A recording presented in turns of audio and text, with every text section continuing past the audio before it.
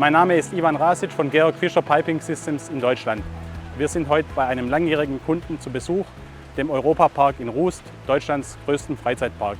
Wir werden heute mehrere Metallabsperrklappen gegen unsere neue Kunststoffabsperrklappe austauschen.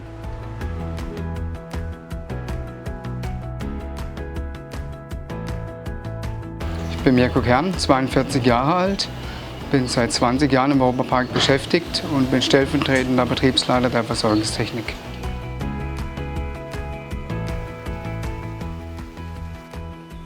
Heute sind wir an der Dschungelfloßfahrt am Großen See im Europapark, an der Filteranlage, wo wir den Austausch der Metallabsperrklappen gegen die Kunststoffklappen vornehmen werden.